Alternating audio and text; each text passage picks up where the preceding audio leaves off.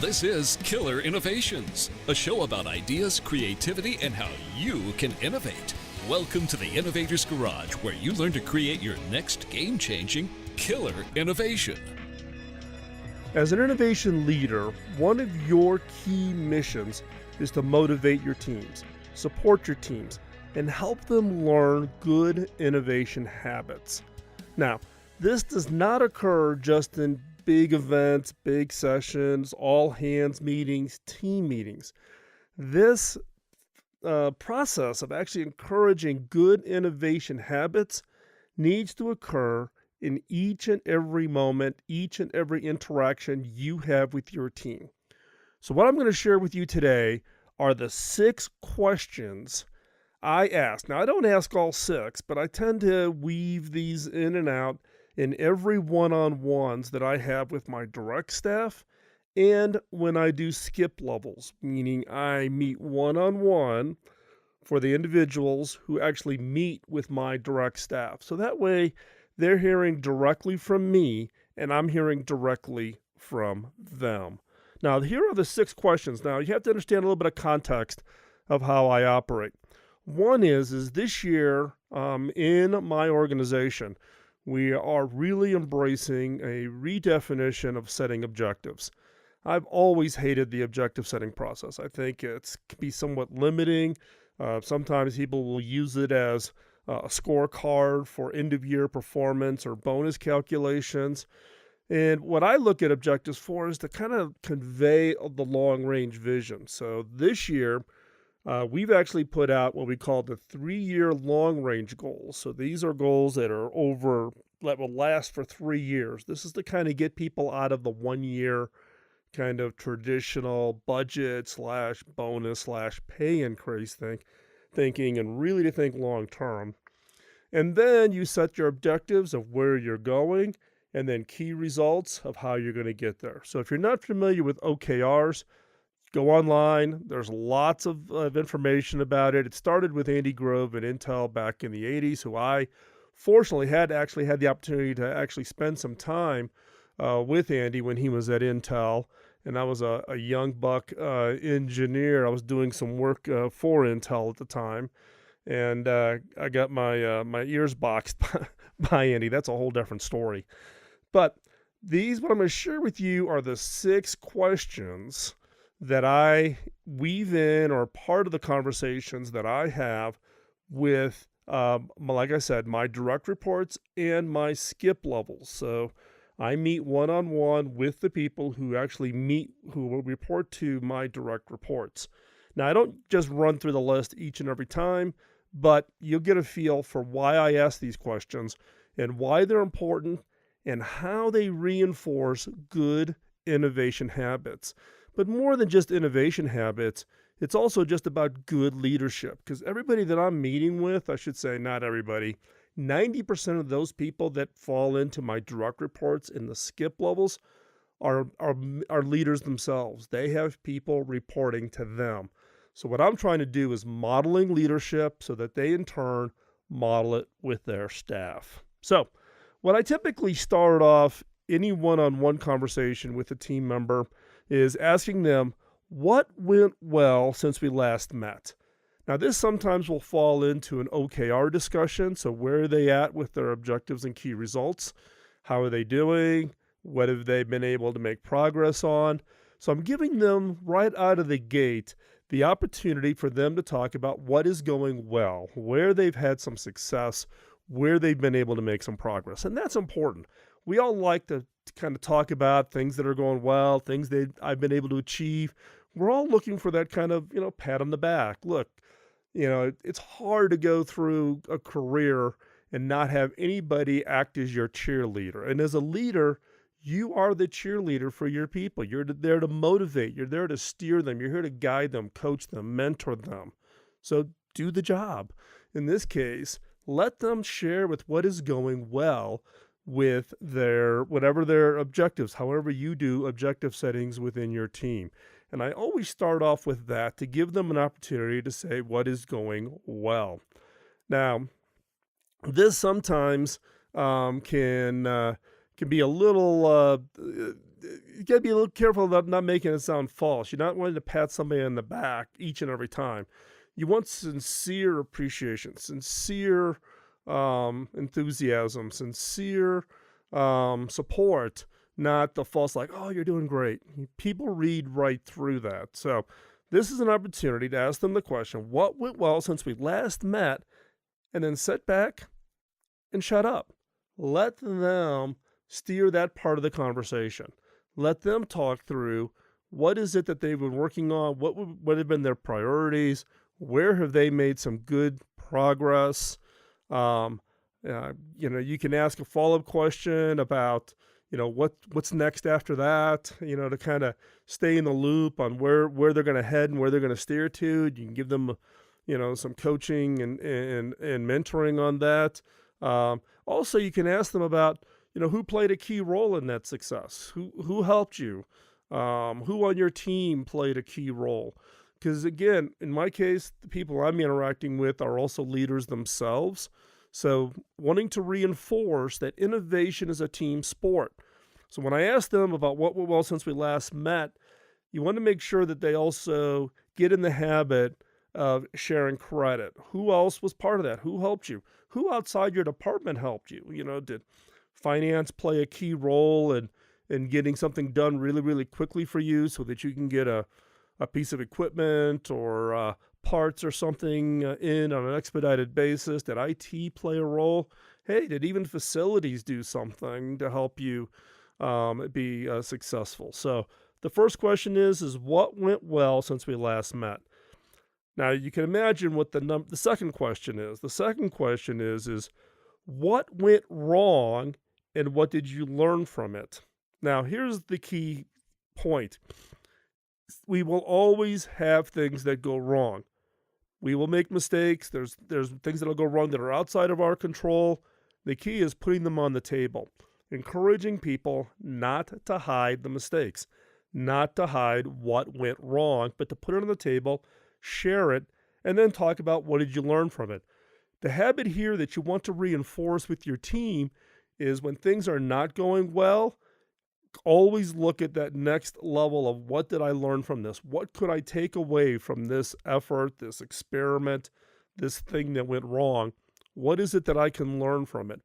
And then more importantly is it's great if you learn it and you have it in your head, but you can actually help the organization by sharing it with others. So other people learn from the mistakes you made or the mistakes your team makes.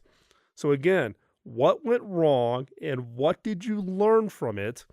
And again, this is about digging a little deeper. It's not just hey, we missed the delivery by 3 weeks. We committed to this date, but we didn't deliver it on this date.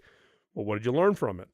Well, we did we thought we would have this done by this time, or we were dependent on a supplier getting us something and it was late coming in, et cetera, et cetera. What did you learn from it? Well, next time we need to move that up in the process. We need to identify all those key elements and make sure we get that done up front so we're not waiting for it at the very end. Great. That's a great learning.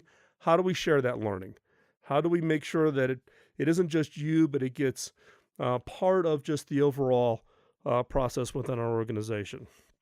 So again, the key here is not just to ask these questions, but to dig a little deeper because you're wanting to coach and mentor and model good innovation behavior. And the innovation behavior on this one is look, we're all going to make mistakes. We're going to try projects. We're going to try to create an innovation, and it's going to fall flat on its face. In fact, a good innovation team will have an 80 to 90% failure rate. Each one of those failures, there's something to learn from it. But it doesn't help by just having one person learn it.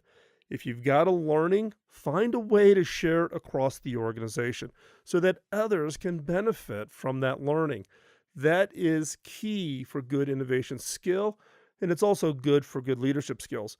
And even if the leader says, I made this mistake, standing up in front of his team or standing up in front of the entire organization saying, here's what we were trying to do, here's the assumption I made, here's the mistake I made, and here's what I learned from it, is actually quite liberating to the organization, because others can say, if that leader is willing to stand up there and share a mistake, an issue either he or his team made, and here's the learnings they made, then I don't need to be so worried and stressed out about every little mistake I made.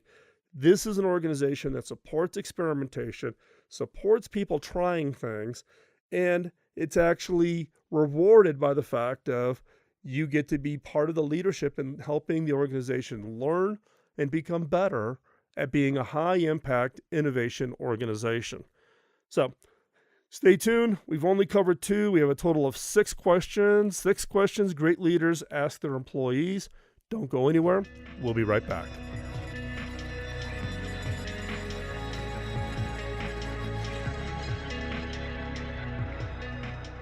As a leader within your organization, the key is to model good habits, good innovation habits. We've covered the first 2 questions. We've got 4 more to go. The next one is one that I particularly find interesting from the standpoint of giving people permission to go fix things. So what's question number 3? What did you find that was broken or could be improved? And what did you do to fix it or improve it? I'm going to give you that question again. What did you find that was broken or could be improved? And what did you do to fix it or improve it? The point here is there's lots of people in your organization who can go around and probably figure out and point at things that are wrong, right? What you want to do is encourage people to actually not only see things that could be improved, but actually improve it. Actually do something about it. It's not somebody else's job. We're all in this team together. If you see it, fix it. Just don't point it out for other people. If there's something that they can do to fix it, go fix it. And this is also part of what I try to encourage within my organizations, is that we don't worry about silos or turf, right? It is not about, well, that's not my job, that's their job. I'm focused on here, but they should be fixing that, and they're not doing their job. Nope. You see it, you fix it. And that includes everything from the innovation processes or some activity around an innovation project. If you see something going wrong and you can help and you can fix it, go fix it. In my organization, we prepare a big set of demos around what we call our innovation funnel. And I want to give you an example of just a phenomenal amount of teamwork, something that I am incredibly proud of for my organization. There was a team working on an innovation project that was running into some technical challenges. Their demo wasn't coming together. The timeline was coming up due. We had a big event. They were supposed to be showing off this very impressive demo, and they were just running into some issues. I happened just to walk down into their lab to see how it was going, what it was going to do. It's not in my area of expertise, so there wasn't a lot of value that I could add to finding the solution. But when I walked in, there was actually people from all over the organization, all contributing their bits and pieces of expertise to do whatever they could do to help that team achieve that their objective of having their demo ready. You know, people with all kinds of test equipment and software engineers helping, looking at code, to people who deal in wireless technologies. I was just blown away, and it made me incredibly proud of the teamwork that was exhibited. This is what you need in a high-impact innovation organization. So the question again is what did you find that was broken or could be improved, and what did you do to fix it or improve it? You want to encourage your individual contributors and your leaders to not just sit back and say, oh, they've got a problem over there. See, they've got a problem. If you can help, you can fix it, you can improve it. It's in everybody's job function to go help and go improve. And it breaks down the silos within organizations. And for me, silos are the number one angst for me and for preventing innovation success. And then this also kind of feeds into the next question. Question number 4. What did you do to help create a motivating environment? And then that's our kind of a follow-on question to that is, who did you catch doing something right? So, what did you do to help create a motivating environment? And who did you catch doing something right? So the motivating environment is encouragement, um, you know, pats on the back, recognition. Um, we in my organization we do cards and gift cards, right? So if somebody from a completely different part of the organization helped your team out do something, you could submit them for recognition, and they get a gift. They get a American Express, Visa, MasterCard gift card that they can go take their family out to dinner as kind of a recognition. How do you create a motivating environment? If someone stops you in the hall and pitching you an innovation idea, how are you reacting? What's your facial expression? Do you have your arms folded across your chest, or do you lean in to give them a feeling that you're really engaged, you're listening? Do you smile? Do you give them a sense of encouragement, or do you walk away saying, we've already tried that, right? How do you create a motivating environment? And then as a leader, who did you catch doing something right? Right? So they exhibited a good habit. Somebody on a team actually crossed over into the silos and helped someone with their innovation project, with their demo, and that made that demo a success. You caught somebody doing the right thing. What did you do? Did you go up and thank them? Did you go up and recognize it? Did you go up and encourage them? What did you do? So what did you do to help create a motivating environment? And who do you catch doing something right? And the best way to motivate is when you find someone doing something right, reinforce it. Make a public recognition so everybody sees that what they did is the actions that you're looking for within your team and within your organization. So part of creating that motivating environment is to find people doing the right thing and make a public recognition to say, hey, Joe, you did the right thing. I really appreciate that. That's a great example of teamwork. And that project became even more successful because of your contribution. Thank you. And by doing that in a public forum, people go, that's what I need to do to get good recognition and get good reward for doing the right thing. It helps point out to others the habits and activities, good innovation habits, that you want your entire organization to do. Now, some of this may sound pretty logical. If you've been a leader for a long time, you might say, I know this, right? Trust me. I've been a leader for a long time. I've been a senior executive of public companies since 1996. But you tend to forget, right? These are just good reminders. And these are things that you don't stop. You just don't do it and think, okay, I got my team kind of on track. I don't have to do this anymore.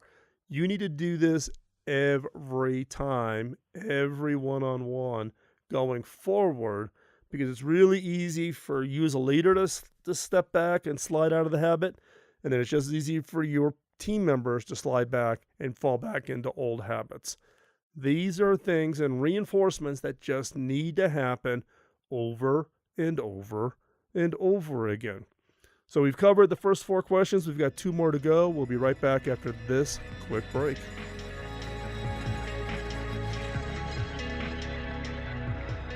So far we've covered 4 of the 6 questions. We're talking about the 6 questions great leaders ask their employees. We've covered the first 4. What's number 5? Number 5 is, what roadblocks are you facing that I could help clear for you and your team? What roadblocks are you facing that I could help clear for you and your team? This reinforces the role of what a leader is. I jokingly sometimes will remind leaders that their job is to be the BS filter. Their job is to keep the BS away from their teams so that their teams can be productive. Right? So, albeit I may be a CEO, but my job is to try to keep my teams shielded away from all of the outside BS going on so that they can stay heads down and focus on what it is important. And that is for us, since we are an R&D and innovation lab, it's about people working on the next great idea. So for the roadblocks, it could be anything. It could be, something as simple as getting something approved through purchasing. It could be getting a piece of equipment or getting approval for something completely differently. Now, many cases, after I've asked this question a few times, most people will stop asking, right? Because they feel like it kind of sounds a little silly. This is something pretty minor. I try to reinforce with them that anything that I can do to help, given, in many cases within my organization, my technical skills are not a value add to the work that they're doing. I've got, unbelievably brilliant people on my teams, and they are doing absolutely amazing deep science, deep technology innovation work. And the best thing that I can do is to stay the heck out of the way and keep everything else away from them. So I have to constantly remind them that it doesn't matter how small or how minor. If they can take care of it themselves, they should take care of it. What I'm looking for are the things that they've tried to take care of, they can't get taken care of, or something that just is a repeated thing. I remember I met with a gentleman who's still with us, who was relatively a new hire at the time, and we're just chatting with him in the hallway and asking his thoughts on what he liked about the organization and the company. And he laughed. And keep in mind, this individual came from a government. He worked for the government and came to us. And I said, so how's it going? He says, well, I love the organization. I says, however, he says, I never thought I would run into an organization that had a harder, more complex expense reporting system than the government. And I was totally shocked. And that actually caused me to spend a lot of time and task both HR and our finance department to completely rethink how we do expense reporting. Because we literally were having people keep every little receipt down to $1. We had to have everybody keep every little piece of paper. They used to call it craft day because they had to tape it on an 8.5 by 11 in a certain way so that finance could check it off and all that. And we've gotten rid of all of that. But that was a friction. That was something that was just annoying to the organization. Nobody else had mentioned it. This individual, relatively new to the organization, talking with me in the hallway, mentions it. And those are the things as leaders we need to take. That's BS. That's the BS filter. Get rid of that stuff because it's just friction in the organization. So I always ask, particularly my leaders, but even the individual contributors, what roadblocks are you facing? What's the friction in the system? What's slowing you down? What's preventing you from spending more time on your research, on your innovation? What roadblocks are you facing that I could help clear for you and your team? And nothing is too small. Expense reports, I'll tackle that. Travel approval, I'll tackle that. Anything that causes friction, I want that completely out of the system so that the people that we are hiring to do the research work is spending the time doing the research work. And look, I've gotten all kinds of requests, right? In fact, another example without using names, I have an absolutely brilliant engineer, been with the organization far longer than I've been there. And this is a gentleman who invents 24/7. He has his own workshop at his house. He's working on ideas for us on weekends at his home, constantly just generating ideas. So somebody in the finance department came by and said, hey, so-and-so put a request in for this piece of equipment. And before they could even tell me the price, I said, get it. They're like, well, I haven't told you the price. I don't care. Whatever we would spend is going to go to good use. He is not frivolous with his spend, right? And he is the most prolific inventor we have in our organization if you just go by sheer number of patents. So if he wants it, get it. And in fact, short of it being something like really extreme, if he requests something, just do it. We don't need to go through the approval process. of having to have me sign off on every stinking PO, right? It's that tone that I'm trying to create within the organization of just use common sense and keep the ball rolling and don't let sand get in the gears to slow us down. The pace of innovation is accelerating. It is not slowing down.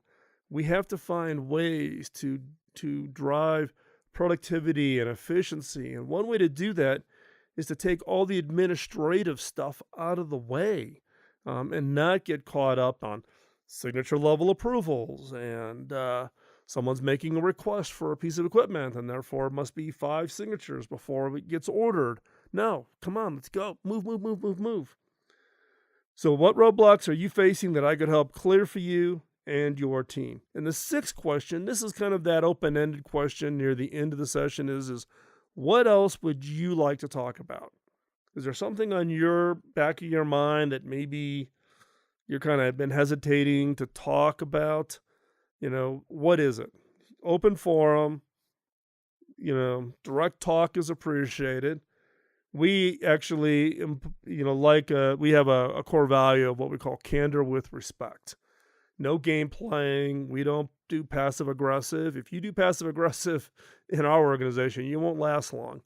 You'll get found out. It's candor with respect. You talk with people, not about people. And so this is an opportunity for them to be open and honest and transparent. What else is it they want to talk about? Career plans. I've had people come talk to me about family situations. We had one employee who had a particularly challenging family situation, and then come to find out our health benefits didn't cover this one situation. And we went and we actually just approved it over and above and top the medical plan, right? Because it was a big distraction for this employee, and it was personally critically important. And it was just one of these little edge cases that the normal health insurance policy wouldn't approve. And we just said, forget it. We're self-insured anyways. We're paying the bills. Just approve it. And in fact, we actually changed insurance carriers the next year because of that.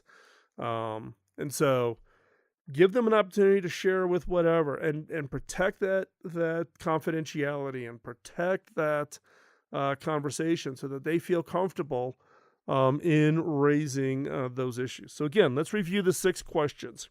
Number 1, what went well since the last time we met?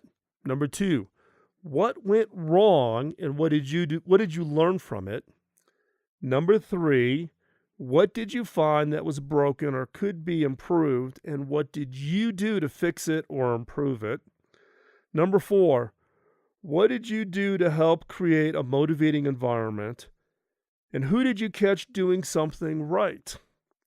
Number 5, what roadblocks are you facing that I could help clear for you and your team?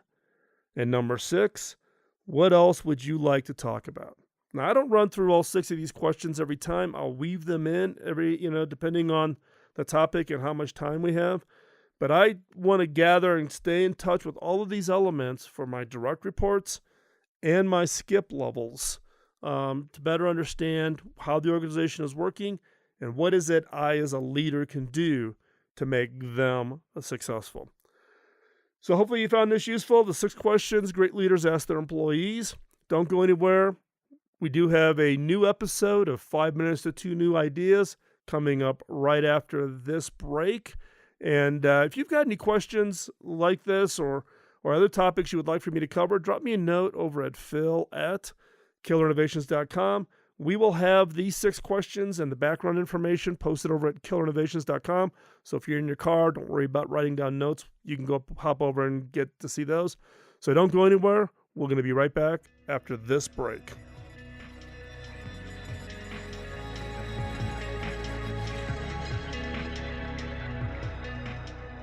This segment of the show I call 5 Minutes to New Ideas, designed for the creative mind looking for that next great idea.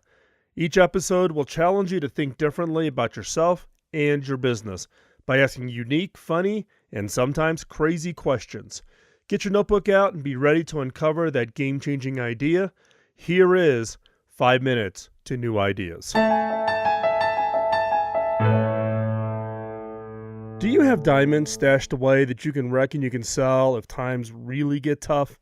Say a family heirloom or an engagement ring from a failed marriage?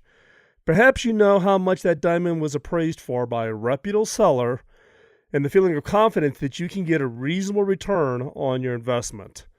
If so, you're in for a disappointing surprise.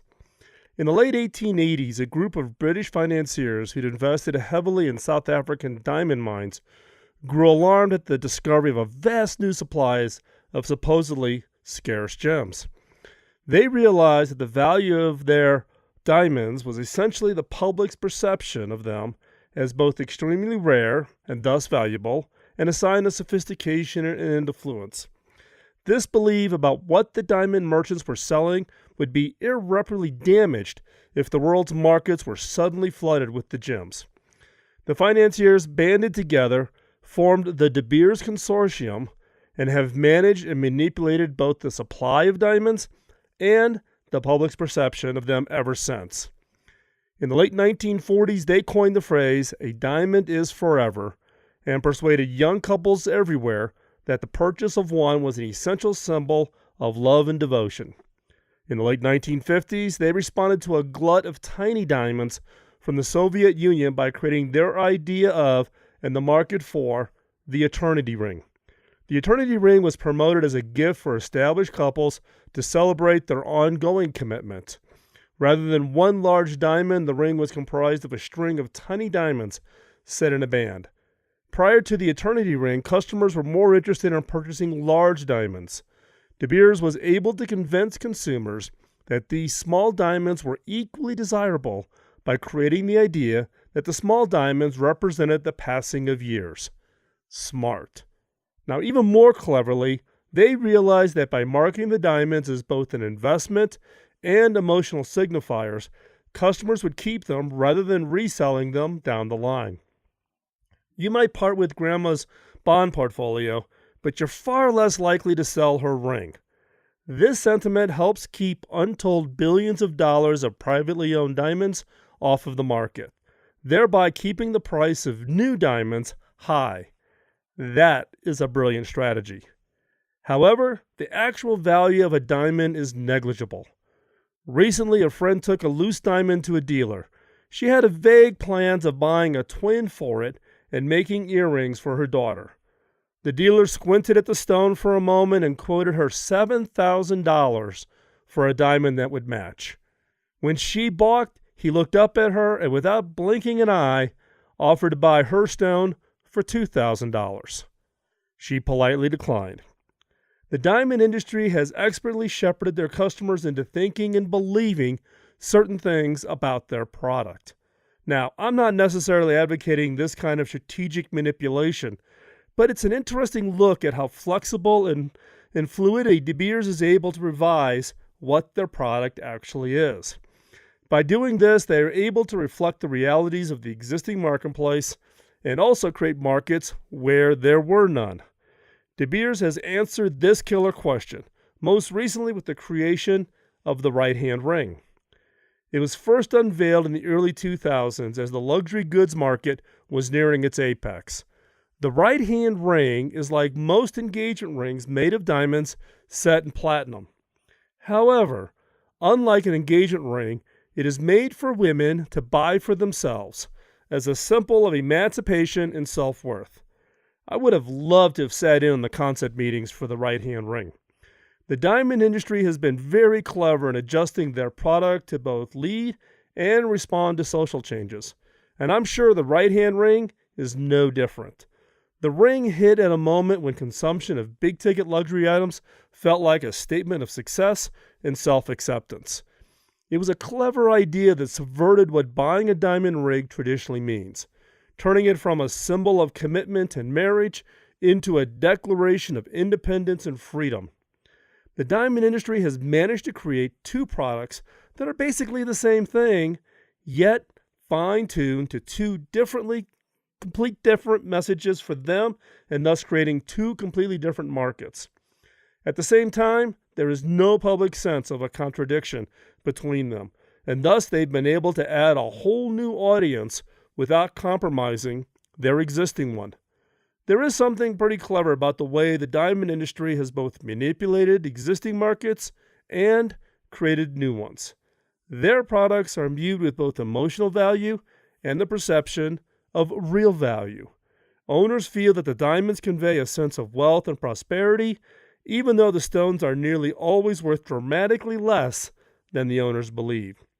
There's also a larger question about the way diamonds are obtained from the third world.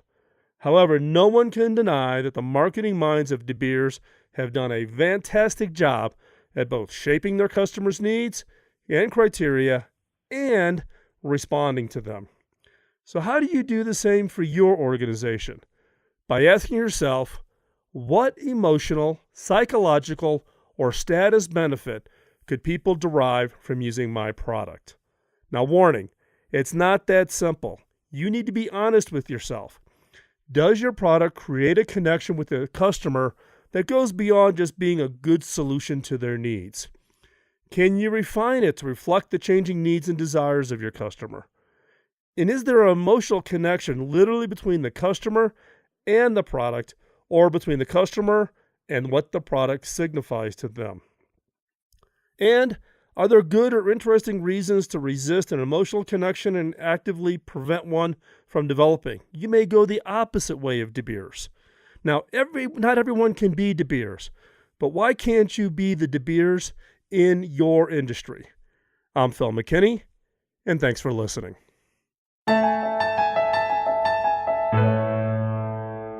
Thanks for taking the time out of your busy schedule to join in. If you have any comments or suggestions, drop me a note over at phil@killerinnovations.com. This episode of Killer Innovations was produced by the Innovators Network. You can find the show notes and the entire show catalog over at killerinnovations.com. I'll talk to you next week. In the meantime, go out and change the world with your killer innovation. Bye-bye.